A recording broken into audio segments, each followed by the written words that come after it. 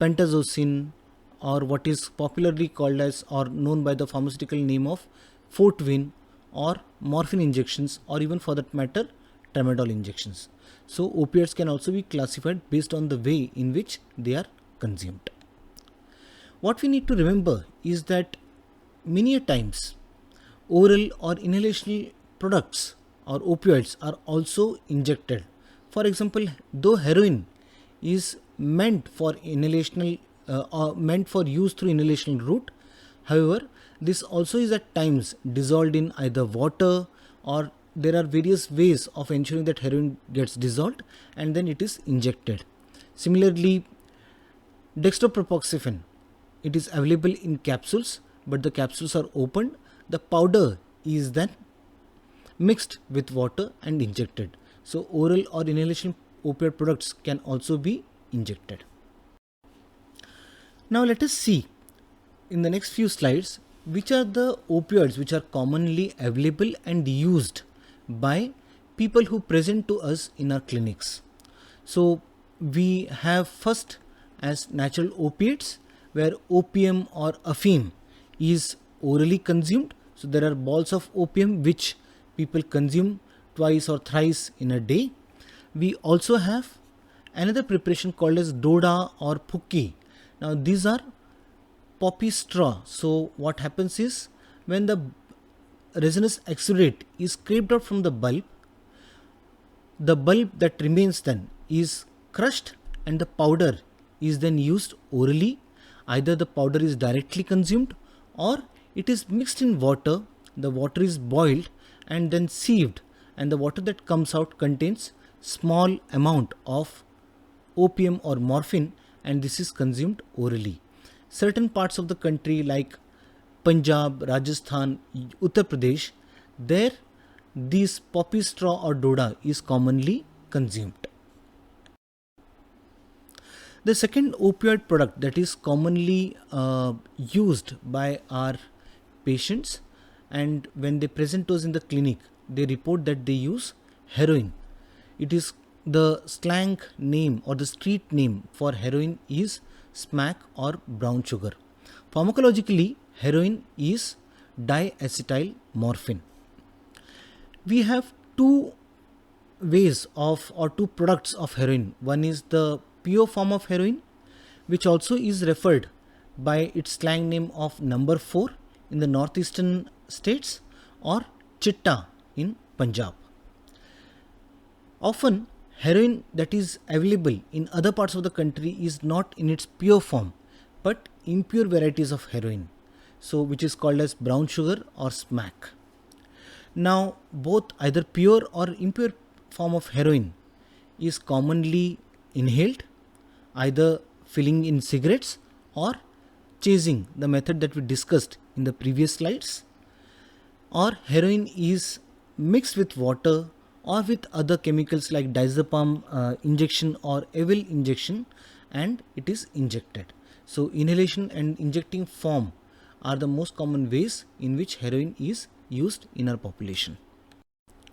The other opioids which are commonly injected by our population includes buprenorphine.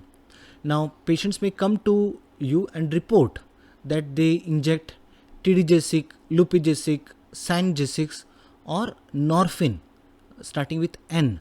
So these all are various pharmaceutical names of buprenorphine.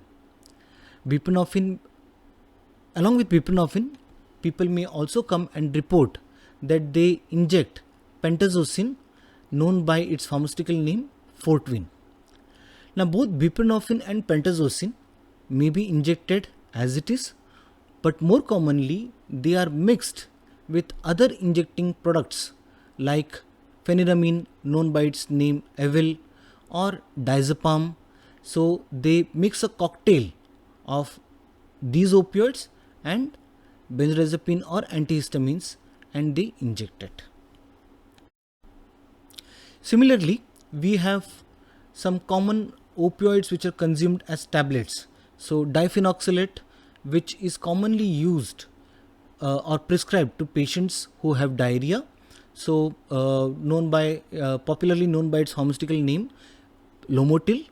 So diphenoxylate tablets are usually consumed, or we also have tramadol tablets which are misused by our patient population. Finally, the other opioid which is often reported by our patient population is codeine containing cough syrups. Some of the brands which are popular among patient population includes codeine containing cough syrups such as Corex or Fencidil. So people may consume one or two or three of such bottles in an entire day. So let us see in this slide what are the effects of opioids. As we discussed before, that opioids act on specific opioid receptors, and these opioid receptors are abundantly located in the central nervous system of brain as well as peripheral spine. Now when these opioid receptors in these organ systems are activated, what does happen? The most important action is that of analgesia. So opioids are very effective painkillers, and hence in some of chronic intractable pain conditions like for example cancer pain, opioids are the analgesics of choice. Similarly, any opioid will also produce euphoria.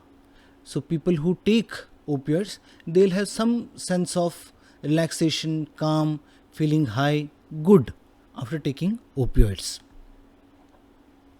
Opioids also produce meiosis or constriction of pupils. Through their action on the central nervous system, they also suppress the cough, and hence they are used also as cough suppressants, for example codeine containing cough syrups. One important and dangerous side effect that we should remember is its action on the respiratory center, as a result of which the rate and the depth of breathing is reduced, resulting in respiratory depression. So these are the main actions of opioids on the central nervous system. The other organ system where opioids are abundantly found, or opioid receptors are abundantly found, is the GI system. And here activation of the mu receptor in the smooth muscles of intestine results in constipation. So people who take opioids on long-term basis, they are seen to be chronically constipated. As discussed in the previous slide, because of its euphoric property, opioids are often misused. Some opioids that we discussed that are in the previous slides that are commonly used by our patient population, including heroin or injections of buprenorphine or pentazocine,